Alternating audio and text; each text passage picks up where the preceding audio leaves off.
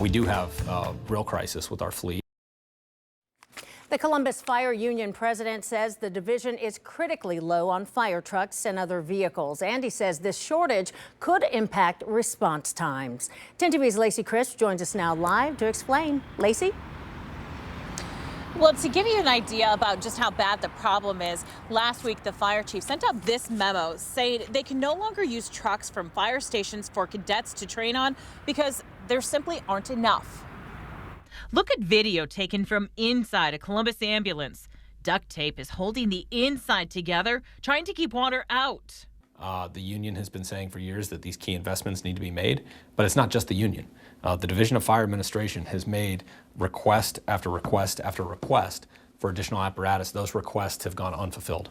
According to CFD records, funding for fire vehicles has been under budget by $7 to $11 million for the past 10 years. City records show CFD only has $7.5 million budgeted each year for any vehicle replacement or facility updates.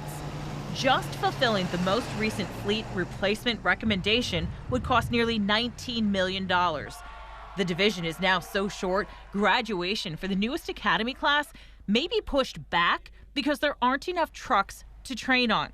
In a memo to the chief about the shortage, it is written, "We must choose to brown out an area of service, or we can train our newest members to be able to serve. No one within CFD or the community should be okay with this." Now, the fire chief issued a directive last week whereby we could be in a situation where fire recruits will not get mandatory training they need to hit the street. In a statement from Columbus Mayor Andrew Ginther's office, it says in part, Chief Happ's directive prioritizes the department's primary mission, emergency response, by protecting and preserving equipment to ensure when Columbus residents call for help, Columbus Fire is there without delay. The resource allocation prioritizes our latest vehicles for calls for service while providing our recruits with training equipment that is still relevant to their work. Stein argues there isn't a plan to solve the fleet shortage.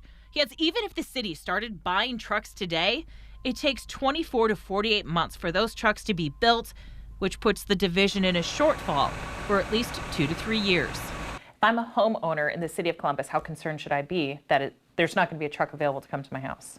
Right now, every Columbus fire station has equipment, and it's part of the reason that we're raising this issue like we are is because we need to work with our partners in the fire administration and the city to develop an aggressive but sustainable plan to make sure that we can continue to provide those services. And Mayor Ginther would not go on camera today for an interview, but in a statement he said the division just received 5 new ambulances and 2 new pumpers. Reporting live, Lacey Crisp, 10 TV News.